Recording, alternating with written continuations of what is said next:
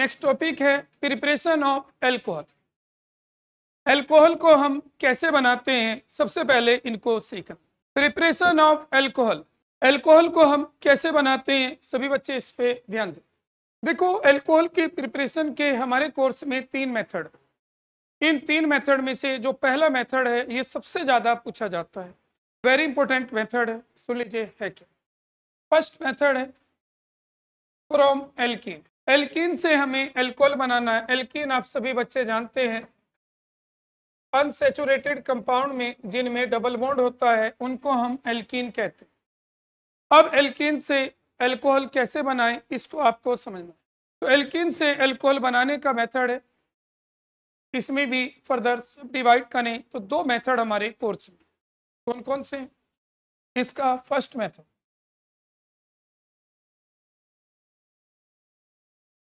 दो मेथड है और उनमें भी पहला मेथड हमें यहाँ पढ़ना है, पाई एसिडिक,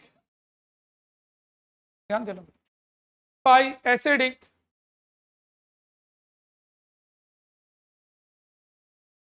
हाइड्रेशन ऑफ एल्कीन। मतलब एल्कीन पर अगर हम वाटर का एडिशन करें, हाइड्रेशन का मतलब है एडिशन ऑफ वाटर, अगर हम एल्कीन पर वाटर का एडिशन करें in the presence of acid, तो एडिशन ऑफ वाटर कर रहे हैं in the presence of acid alkene पर, तो क्या बन जाता है? एल्कोहल। अब कैसे बनता है, तो चलिए पहले मैं इसको एक समरी फॉर्म में लिखा दूं, ध्यान रखना इसमें क्या होगा।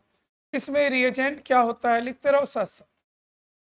रिएजेंट होता है इस रिएक्शन में डाइल्यूट H2SO4 या वाटर विद एसिड, दोनों में से कोई भी फॉर्म लिखी हुई आ सकती है, डाइल्यूट H2SO4 और वाटर विद एसिड। दूसरा आपको याद रखना है इसमें, जब आप एडिशन ऑफ वाटर करोगे, क्योंकि यहाँ एडिशन कर रहे हो तो एडिशन में 2 रूल होते हैं, एक मार्कोनिकोफ और एक एंटी मार्कोनिक। यहाँ कौन सा रूल लगेगा आपको याद रखना है, मार्कोनिकोफ रूल अप्लाई होगा।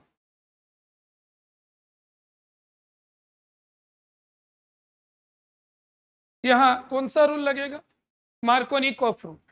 और मार्कोनिकोफ रूल क्या कहता है, ध्यान रखना भाई, वाटर में 2 पार्ट हैं, H और OH, और मार्कोनिकोफ रूल कहता है निगेटिव पार्ट उस कार्बन से जोड़िए जहां कम H होते। क्या कहता है?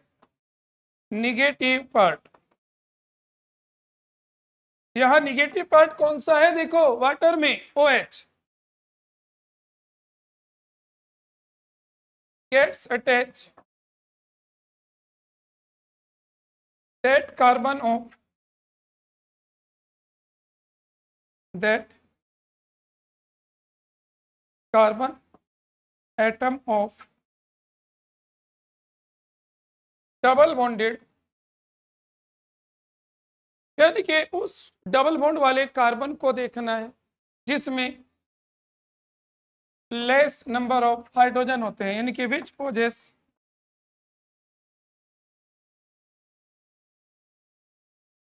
Less number of hydrogen. ध्यान से सुन लो भाई, जिसमें लेस नंबर ऑफ हाइड्रोजन होंगी उसके साथ निगेटिव जोड़ना। अब तीसरा और लास्ट पॉइंट जो इस रिएक्शन की समरी में आता है, यहां इंटरमीडिएट बनता है कार्बोकेटाइन। यहां इंटरमीडिएट बनता है कार्बोकेटाइन, इंटरमीडिएट है यहाँ कार्बोकेटाइन, और कार्बोकेटाइन नॉर्मल है जो कभी भी रीअरेंज हो सकता है, उसमें रीअरेंजमेंट हो सकता है, ये आपको याद रखना। यहाँ नॉर्मल कार्बोकेटाइन बनता है और कार्बोकेटाइन कभी भी रीअरेंज हो सकता है, ये ध्यान रखना। इंटरमीडिएट कार्बोकेटाइन है और कार्बोकेटाइन रीअरेंज हो जाता है, ये ध्यान। इंटरमीडिएट कौन है? कार्बोकेटाइन। अब देखो, ये तो मैंने आपको कंडीशन बता दी, रिएजेंट डाइल्यूट H2SO4 और वाटर विद एचायन होगा। रूल कौन सा लगेगा यहाँ एडिशन में? मार्कोनिकोफ, निगेटिव उस कार्बन से जोड़िए जहां कम H है, और तीसरा इंटरमीडिएट यहाँ कार्बोकेटाइन है, जरूरत पड़ी तो उसे रीअरेंज कर सकते हैं। अब चलिए पहले एग्जांपल लिख लें, इसमें है क्या। मान लीजिए हमने कोई एल्कीन ली और एल्कीन ली अनसिमेट्रिकल, इसकी रिएक्शन वाटर से कराने in the presence of dilute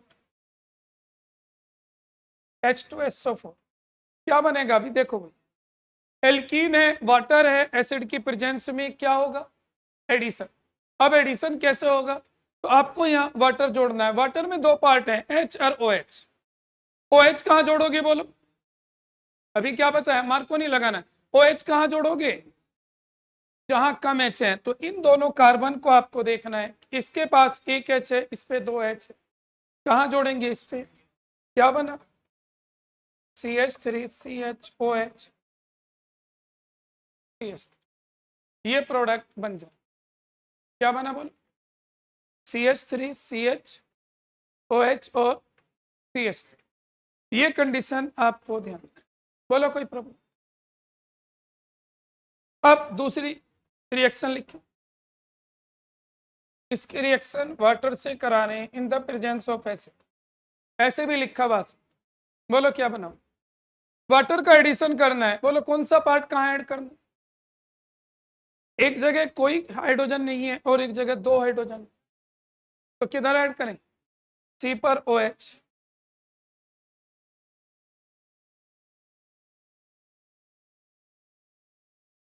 ये कंडीशन। अब अगर आप चाहो तो इसका स्टेटमेंट लिख सकते हो, जो आपके सामने, यही हमें स्टेटमेंट की फॉर्म में बोलना है। और स्टेटमेंट आपसे पूछा नहीं जाता, सिर्फ रिएक्शन पूछी जाएगी, कंप्लीट द रिएक्शन, तो वो आपको पता। लिखिए इसमें, एल्कीन, लिखो बहुत जल्दी, एल्कीन रिएक्ट्स विद, पहले स्टेटमेंट लिख लो, रिएक्शन बाद में लिखो। Alkene reacts with, alkene reacts with, alkene reacts with dilute acid, alkene reacts with dilute acid to form dilute acid to form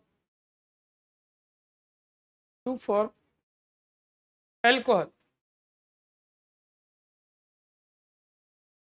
to form alcohol। बस ये ध्यान, तो यानी कि जब कभी कोई एल्कीन डाइल्यूट एसिड से रिएक्शन करती है तो क्या बना देती है, एल्कोहल। अब जरा ध्यान से सुनना भाई, ये जो चैप्टर है ये मैकेनिज्म के लिए बहुत मेन है। आपने SN1 SN2 की मैकेनिज्म पढ़ी थी, लेकिन याद रखना वहां जो हमने मैकेनिज्म पढ़ी थी तो वहां हमें कंसेप्चुअल तो आते हैं SN1 SN2 से, मैकेनिज्म कोई नहीं पूछता। लेकिन अल्कोहल में हम तीन मैकेनिज्म पढ़ेंगे और तीन में से कोई एक बोर्ड में 100% चांस रहेंगे आपसे पूछे जाने के। तीन मैकेनिज्म, उनमें से पहली मैकेनिज्म यही है कि अगर हम एल्कीन से अल्कोहल बना रहे हैं, इसकी मैकेनिज्म लिखिए कैसे होती है, ये मेन नोट कर लो, इससे पहले पूरा कर लो। हाँ भाई पीछे कर चुके, हेडिंग लिखिए, वेरी इंपॉर्टेंट है। फिर कह रहा हूं मैं, देखो इस चैप्टर में तीन मैकेनिज्म पढ़नी है, तीनों में से कोई एक आपसे पूछे जा सकते। आपको ऐसे आ सकती है कि एल्कीन का आप हाइड्रेशन कर रहे हो, एसिड की प्रेजेंस में अल्कोहल बना रहे हो, इसकी मैकेनिज्म लिखिए।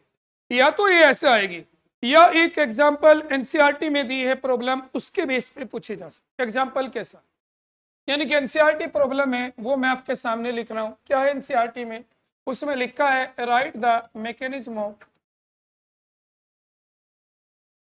Of hydration of ethene, hydration of ethene to form ethanol, यानी कि ये ऐसे भी आ सकती है। देखो एनसीईआरटी में ये लिखा है, अगर एनसीईआरटी एक्सरसाइज आप प्रॉब्लम्स देखोगे तो उसमें एक प्रॉब्लम है कि write the mechanism of hydration of ethene to form ethanol. ये आपको 2 मार्क्स में पूछी जा सकती है, चाहे तो ऐसे आए या मैंने बिल्कुल बेस बताया उससे। अब देखो हम इस मैकेनिज्म को समझें। एक तो तरीका होता है जो बुक में लिखा है, मैं आपके सामने लिखता चला जाऊं और आपसे कहूं कि इसे ऐसे ही याद कर लीजिए, लेकिन उसमें एक प्रॉब्लम आती है, आप कभी भी भूल सकते। एक आता है इस रिएक्शन का पूरा बेस समझें कि रिएक्शन ऐसे ही क्यों हो रही है। कॉन्सेप्ट अगर लगाना पड़ जाए तो हमें अगर समझी होगी तो कोई दिक्कत नहीं होती। और भैया पीछे जरा ध्यान से समझ लो, अगर पढ़ने का इरादा ना हो तो घर चले जाओ। आयुष बोलो मत कुछ, कोई नहीं कुछ कहता, मुझे पता है, सारे बोलते रहते हैं। अब जो मैं बता रहा हूं जरा ध्यान से सुन लेना, वेरी इंपॉर्टेंट मैकेनिज्म है, लेकिन कॉन्सेप्ट समझो कि हो ही कैसे। ये तो बता दिया बोर्ड में आएगी, लेकिन बाई चांस याद करने का एक तरीका है, रट लो जो एनसीईआरटी में दिया है, लेकिन याद रहना जरूरी नहीं, समझ लेंगे तो आसान हो जाएगी। तो चलिए इसको अब हम पहले समझते हैं, बाद में इसके बारे में लिखेंगे। सुनिए जरा, सबसे पहले तो ध्यान दीजिए एल्कीन में होता क्या, देखते रहो जरा बोर्ड पे, और अगर कहीं आपको कोई लगे कि ऐसा क्यों कर रहे हैं, तो कोई भी प्रॉब्लम आपके मन में आए, कोई ऐसा लगे कि हम इसे ऐसे क्यों नहीं करें, कोई भी डाउट हो तो पूछ लें, लेकिन समझने पे ध्यान। सुनो भाई, एल्कीन में होता क्या, आप सभी को पता है एल्कीन में कार्बन कार्बन में डबल बॉन्ड होता है। अब अगर हम इस डबल बॉन्ड को थोड़ा डिटेल में समझें, तो डिटेल ये है कि ये कार्बन जो होता है डबल बॉन्ड वाला, ये sp2 हाइब्रिड है, ये भी sp2 है। sp2 का कैसे पता चला, तो हमने एक कंडीशन सीखी थी, पीछे भी समझा था कि ये जो सिग्मा बॉन्ड है, अगर इन कार्बन पर हम सिग्मा बॉन्ड और लोन पेयर गिने, तो यहाँ सिग्मा बॉन्ड और लोन पेयर कोई है नहीं, 3 सिग्मा बॉन्ड है, तो यहाँ कंडीशन है सिग्मा बॉन्ड का सम करें तो 3 आ रहा है, और 3 के हिसाब से हाइब्रिडाइजेशन sp2 है। और sp2 मॉलिक्यूल कैसा होता है, प्लेनर। कैसे प्लेनर, सुन लीजिए, जब sp2 में 3 बॉन्ड होते हैं और वो कुछ ऐसा दिखता, जैसे ये कार्बन है, ये कार्बन ऐसा दिखाई देता, बीच में कार्बन है और 3 इसके बॉन्ड है। ऐसे ही दूसरा sp2 वाला कार्बन है, एक इधर बॉन्ड है, एक इधर। ध्यान से सुन लो जरा,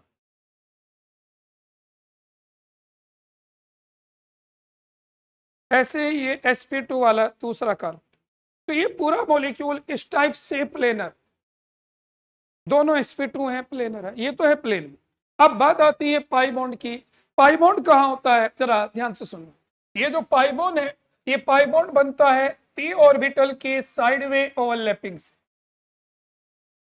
ये साइडवे ओवरलैपिंग से। तो इसका मतलब अगर हम इसे बनाए, ये दोनों कार्बन पे जो बॉन्ड है, ये तीनों बॉन्ड प्लेन में है, और जो इसका पाई बॉन्ड है वो बना कैसे, पाई बॉन्ड बना इसका साइडवे ओवरलैपिंग परपेंडिकुलर कंडीशन पे, ऊपर और नीचे, ये पाई बॉन्ड बना। अब अगर इन इलेक्ट्रॉन क्लाउड को हम दिखाते हैं तो ये कैसे दिखाई देंगे, सुन लीजिए, ये इलेक्ट्रॉन क्लाउड कैसा दिखाई देगा, इन कार्बन को देखें तो ये 2 कार्बन और इनके 2 बॉन्ड साइड में है, एक बीच में है। अब ये जो पाई इलेक्ट्रॉन क्लाउड होता है, ये पाई इलेक्ट्रॉन क्लाउड कैसे है, इसके ऊपर है पाई इलेक्ट्रॉन। भाई एक तरीका ये है, मैं बीच में भगा दूं उठा के, तुम्हें चुप नहीं बैठना। अब तो आवाज नहीं आ रही, मैं इधर घूमूंगा मुझे आने लगे। और ये भी मत सोचो आपको कोई देख नहीं रहा।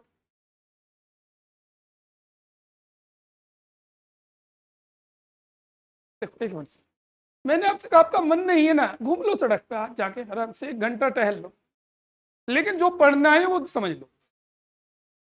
इसलिए कह रहा हूं, कुछ चीजें समझने की होती है ना, समझ लो। अभी आपको लगेगा मैकेनिज्म में कुछ नहीं है, कुछ कॉन्सेप्ट है वे वरना समझ में नहीं आएंगे, हम कर क्यों रहे। तो इसी वजह से कह रहा हूं थोड़ा ध्यान से देख लो। तो सुन लीजिए, तो क्या बताया अभी आपको मैंने कि ये जो कार्बन एटम है, ये तीनों कार्बन के दोनों कार्बन प्लेन में है और उनके बॉन्ड भी प्लेन में है, लेकिन ये जो पाई इलेक्ट्रॉन होते हैं प्लेन के ऊपर और नीचे। जैसे भी मैंने आपसे कहा कि कंडीशन है, जैसे हमने 3 बॉन्ड बनाए, ऐसे यहां हमने 3 बॉन्ड बना दिए, तो पाई इलेक्ट्रॉन ऊपर भी है, साइडवे ओवरलैपिंग हो रही है, और नीचे। अब होता क्या है, तो ये एल्कीन की कंडीशन होती है, याद रखना, पाई इलेक्ट्रॉन ऊपर है और नीचे, ये ध्यान रखना, साइड में सिग्मा बॉन्ड। अब होगा क्या, जैसे हम इस एल्कीन में कोई रिएजेंट मिलाएंगे, यानी कि हमारे पास टेस्ट ट्यूब में ये एल्कीन है, हमने इसमें कोई केमिकल डाला, तो उस केमिकल में क्या होता है, 2 रिएजेंट होते हैं, एक न्यूक्लियोफाइल। न्यूक्लियोफाइल 2 टाइप के होते हैं, निगेटिव भी और न्यूट्रल भी। मेन है वहां इलेक्ट्रॉन पेयर होती है, चाहे वो न्यूट्रल हो या निगेटिव। तो सबसे पहले न्यूक्लियोफाइल अटैक करता है, लेकिन न्यूक्लियोफाइल यहां अटैक नहीं कर पाता। क्यों नहीं कर पाता, रीजन सुन लीजिए। न्यूक्लियोफाइल के पास भी निगेटिव चार्ज, न्यूक्लियोफाइल के पास क्या है, इलेक्ट्रॉन, और इलेक्ट्रॉन की वजह से ये निगेटिवली चार्ज। या न्यूट्रल है तब भी इलेक्ट्रॉन। अब होगा क्या, जैसे ही न्यूक्लियोफाइल इनके पास आना चाहेगा, सबसे पहली कंडीशन, ये बॉन्ड नॉन पोलर होते हैं। नॉन पोलर क्यों है, क्योंकि इधर का सेंट्रल एटम और यहाँ भी एटम दोनों सेम है, इलेक्ट्रॉन को दोनों इक्वली अट्रैक्ट करते हैं, तो इस पे कोई चार्ज नहीं होता। तो चार्ज तो किसी भी एटम पे नहीं है, ये क्लियर है। दूसरा, इसके ऊपर भी पाई इलेक्ट्रॉन है, नीचे भी पाई इलेक्ट्रॉन है, तो जैसे ही न्यूक्लियोफाइल यहाँ आएगा और इस पे अटैक करना चाहेगा तो अटैक नहीं होगा रिपल्सन की वजह से। यानी कि एल्कीन पर न्यूक्लियोफाइल अटैक नहीं करता। कोई एक्सप्लेनेशन पूछे ऐसा क्यों? Repulsion between pi electrons and nucleophile, तो न्यूक्लियोफाइल तो अटैक करेगा नहीं, तो इसका मतलब यहाँ न्यूक्लियोफिलिक एडिशन नहीं होगी। अब प्रॉब्लम है तो कौन सी रिएक्शन होगी, तो दूसरा रिएजेंट होता है इलेक्ट्रोफाइल। इलेक्ट्रोफाइल हमेशा याद रखना, इलेक्ट्रोफाइल हमेशा बाद में रिएक्शन करता। तो अब यहाँ इलेक्ट्रोफाइल अटैक करेगा। अब इलेक्ट्रोफाइल कैसे करेगा, अब इलेक्ट्रोफाइल की क्या कंडीशन आएगी, अब इलेक्ट्रोफाइल इस पर अटैक कर सकता है क्योंकि इस पे इलेक्ट्रॉन की कमी है और यहाँ पाई इलेक्ट्रॉन है, तो इलेक्ट्रोफाइल यहाँ जुड़ता है। इसका मतलब जब हम इसकी मैकेनिज्म पढ़ेंगे तो पहले कौन अटैक करेगा, इलेक्ट्रोफाइल। तो इस रिएक्शन का नाम है इलेक्ट्रोफिलिक एडिशन रिएक्शन, क्योंकि इलेक्ट्रोफाइल जुड़ रहा है। और जब इलेक्ट्रोफाइल जुड़ेगा क्या बनेगा, अब समझो जरा। जैसे ही मान लीजिए पाई इलेक्ट्रॉन्स हैं तो इन पे सबसे पहले किसका अटैक होगा, इलेक्ट्रोफाइल। और इलेक्ट्रोफाइल हमारे पास यहाँ कौन है, एच आयन। एच आयन इससे जुड़ जाएगा और जुड़ते ही क्या बना देगा, कार्बोकेटायन। क्या बना, कार्बोकेटायन। यहाँ पहले इलेक्ट्रोफाइल का अटैक क्यों हुआ, समझ में आ गया। न्यूक्लियोफाइल अटैक नहीं करता। अब बचा क्या, बोलो भाई, आप कौन सी रिएक्शन पढ़ रहे हो, एडिशन ऑफ वाटर। क्या जोड़ दिया आपने, एच आयन। अब बताओ वाटर में क्या बचा, ओ एच। अब इस पे ओ एच जुड़ जाएगा, बोलो। हाँ भाई, इस पर ओ एच जुड़ जाएगा, प्रोडक्ट बन जाएगा। लेकिन ओ एच यहाँ है ही नहीं, जोड़ोगे कहां से, ओ एच यहाँ नहीं, आप कहोगे कैसे। जरा थोड़ा सा अपनी नॉलेज का यूज कीजिए, जो 10th में पढ़ के आए थे। क्या पढ़ा था 10th में, एसिडिक सॉल्यूशन किसे कहते हैं, एसिडिक सॉल्यूशन उसे कहते हैं जिसमें एच आयन की एक्सिस हो, यानी कि OH तो होता ही नहीं। अगर हमारे पास डाइल्यूट एसिड है, यानी कि वाटर में एसिड पड़ा है, तो हमारे पास एच आयन है, OH तो है ही नहीं। OH अटैक कहां से करे, या है, बोलो भाई। आपने पढ़ा है एसिड किसे कहते हैं, जो एच आयन देता है। तो जब आप एसिड और वाटर का मिक्सर रखोगे तो वहां किस चीज की एक्सिस है, एच आयन की। तो एच आयन इलेक्ट्रोफाइल था, उसने अटैक कर दिया। OH तो वहां है ही नहीं। अब जब OH है ही नहीं तो यहाँ OH अटैक नहीं करे, तो कौन करेगा, अब यहाँ वाटर अटैक करे। वाटर पूरा का पूरा न्यूक्लियोफाइल होता है, वाटर ही अटैक करता है क्योंकि वाटर है या एच आयन नहीं वाटर। तो अब ये वाटर यहाँ अटैक करेगा और जैसे वाटर अटैक करेगा प्रोडक्ट बनेगा, ये इसकी कंडीशन। तो इसका मतलब इस मैकेनिज्म में हुआ क्या, कुछ नहीं, पहले इलेक्ट्रोफाइल जोड़ो फिर न्यूक्लियोफाइल जोड़ो, ये इसकी मैकेनिज्म हो। पहले इलेक्ट्रोफाइल क्यों जोड़ा, बता सकते हो, कोई आपसे पूछने लगे कि एल्कीन इलेक्ट्रोफिलिक एडिशन क्यों देती है, न्यूक्लियोफिलिक एडिशन क्यों नहीं देती, तो क्या आंसर था, देखो पीछे। एल्कीन इलेक्ट्रोफिलिक एडिशन क्यों देती है, न्यूक्लियोफिलिक एडिशन क्यों नहीं देती, तो आपको पता है क्योंकि न्यूक्लियोफाइल और पाई इलेक्ट्रॉन में रिपल्सन होता है, न्यूक्लियोफिलिक तो देती नहीं। कौन सी रिएक्शन देती है, इलेक्ट्रोफिलिक। तो मैकेनिज्म समझ में आ गई, क्या लिखने जा रहे हैं हम, बोलो। पहले एच आयन जोड़ेंगे और फिर वाटर न्यूक्लियोफाइल जोड़, दो स्टेप है और कुछ करें, बोलो। समझ में आया, रिएक्शन का नाम क्या है, बोलो, इलेक्ट्रोफिलिक एडिशन रिएक्शन। तो ये हमें लिखिए जरा, it is an example of electrophilic, ये लिखा दिया मैंने, वैसे जरूरत नहीं थी, electrophilic addition reaction.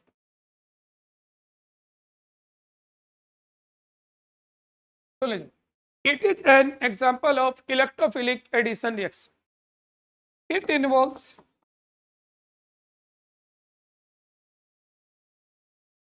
three steps. इसमें 3 स्टेप होते, it involves 3 steps. Way 3 step कौन कौन से हैं, सभी बच्चे थोड़ा ध्यान से सुनना। अभी आप कहोगे 2 थे, पहला इलेक्ट्रोफाइल जुड़ा, फिर न्यूक्लियोफाइल। लेकिन न्यूक्लियोफाइल कौन था? OH नहीं था। अगर OH होता तो रिएक्शन वहीं रुक जाती। तो न्यूक्लियोफाइल क्या था? वाटर। अब जब वाटर जुड़ेगा तो फिर लास्ट में H को हटाएंगे, एक H फालतू जुड़ जाता है। तो 3 स्टेप होते हैं। तो पहले हमें इलेक्ट्रोफाइल जोड़ना है, फिर न्यूक्लियोफाइल जोड़ना है, और तीसरा फिर एक H जो एक्स्ट्रा है उसे हटा। बस 3 स्टेप इसमें। लिखिए जरा पहला step,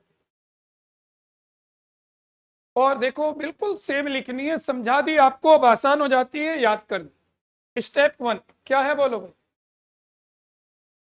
protonation of ethene to form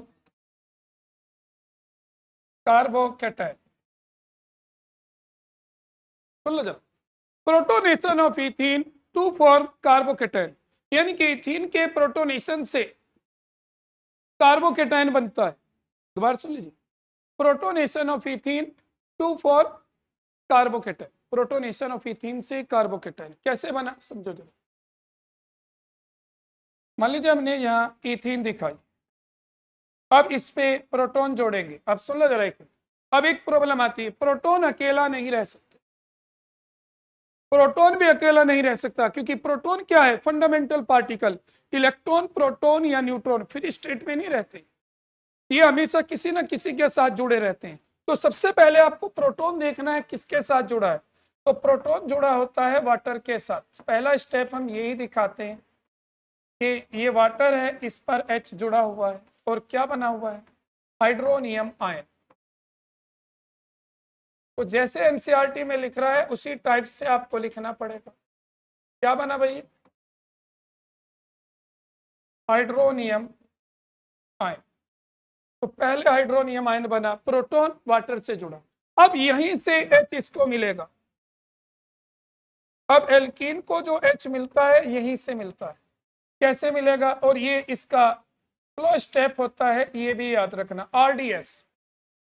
क्या होगा बोलो? ये डबल बॉन्ड, देखो याद रखना, जो एरो होती है वो इलेक्ट्रॉन ट्रांसफर होता है, एटम नहीं।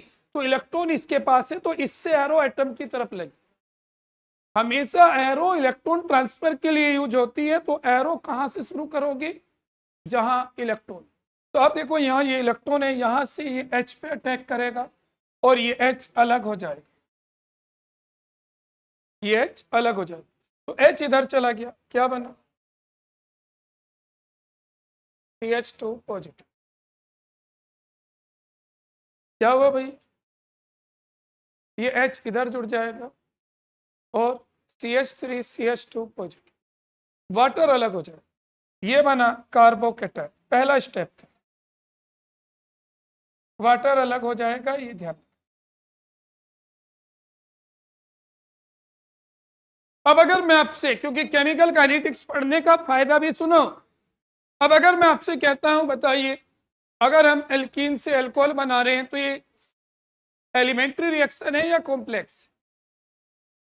आपको पता है अगर रिएक्शन एक स्टेप में हो जाए तो एलिमेंट्री, और एक से ज्यादा में हो, आपने लिखा है 3 स्टेप में हो रही, तो कॉम्प्लेक्स है। और कॉम्प्लेक्स रिएक्शन का हर स्टेप, सुन लो जरा, कॉम्प्लेक्स रिएक्शन का हर स्टेप से स्पीड से नहीं होता, जो सबसे स्लो स्पीड से होता है उसे RDS कहते हैं। तो इसमें RDS कौन सा है? ये स्लो स्टेप। और RDS में जितने मॉलिक्यूल पार्टिसिपेट करते हैं ये रेट में लिखे जाते हैं, तो ये दोनों रेट में लिखे जाते हैं। अगर रेट लिखने लगे तो इन दोनों को हम लिखें। आगे समझिए, ये तो हुआ पहला स्टेप। अब स्टेप 2,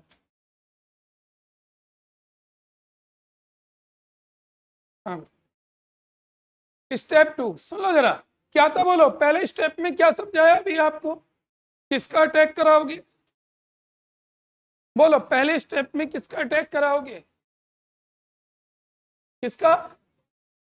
इलेक्ट्रोफाइल का। फिर अब न्यूक्लियोफाइल। न्यूक्लियोफाइल कौन है यहाँ? OH नहीं है, water.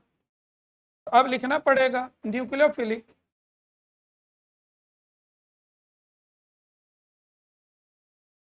Attack of water on carbocation. अब सुनो, अब पूरा का पूरा वाटर अटैक करेगा इस पर कार्बोकेटाइन, प्रोटोनेटेड एल्कोहल। अब एक प्रॉब्लम, आप बना क्या रहे थे? एल्कोहल। बन क्या गया भाई? बना क्या रहे थे? एल्कोहल। और बन क्या गया? Protonated alcohol. तो तीसरा स्टेप इस H को हटाना होता है। तो स्टेप थर्ड होगा यहाँ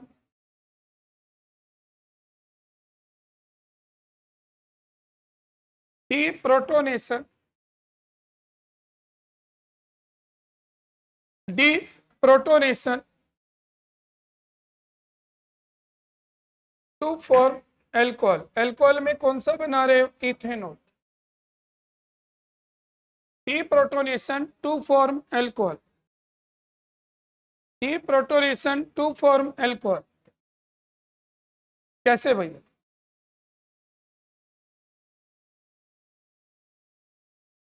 यहां से एक H आपको हटाना है और H को हटाने में भी वाटर का यूज होगा।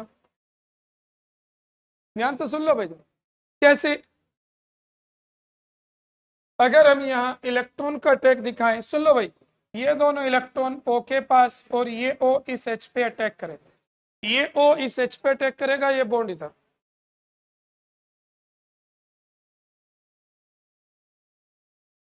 देखो भाई, ये वेरी इंपॉर्टेंट मैकेनिज्म है, फिर कह रहा हूं मैं, आपसे काफी पूछी जाती है, इंपॉर्टेंट मैकेनिज्म में से एक।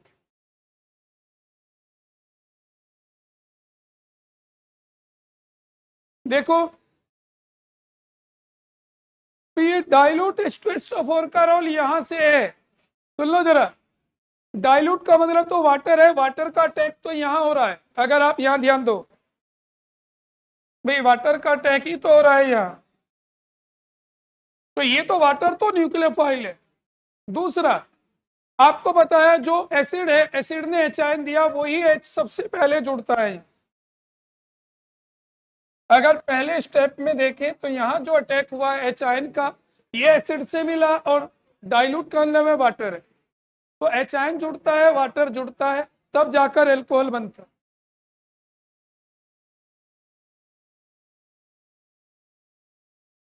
बता दो अगर समझ में ना आए हो। मैकेनिज्म कैसे याद करनी है आप सुन लो जरा। आपका पता नहीं आप कैसे याद करते होंगे, आप में से कुछ बच्चे ऐसे बैठ के याद करेंगे CH3 CH2 या CH2 डबल बॉन्ड CH2, और कभी बॉन्ड भूल जाएंगे, कभी H भूल जाएंगे। ऐसे याद नहीं होती। याद क्या था? एल्कीन है, सबसे पहले प्रोटॉन का अटैक हुआ हाइड्रोनियम आयन से, यानी कि प्रोटॉन जोड़ा हाइड्रोनियम आयन से, याद करने का, कार्बोकेटाइन बना, फिर पूरा वाटर जुड़ा कार्बोकेटाइन पे, फिर तीसरा वाटर की हेल्प से प्रोटॉन हटा। अगर ऐसे याद करोगे ना कि CH3 है CH2 है, तो कभी भी भूल जाओ। तरीका ही है याद करने का, पहले H आयन अटैक करता है एल्कीन पर, प्रोटॉन जुड़ता है, प्रोटोनेशन हुआ, कार्बोकेटाइन बना, फिर पूरा वाटर अटैक करता है, और तीसरी और लास्ट कंडीशन क्या बताई बोलो? हाँ भाई, तीसरी फिर प्रोटॉन एलिमिनेट। समझ में आ गया? इंपॉर्टेंट रिएक्शन थी, हर बच्चे को ये आनी चाहिए। कल जैसे आप आओगे, आते ही बिना देखे आपको लिखनी है भाई, क्योंकि एक बार लिख लोगे प्रैक्टिस हो जाए।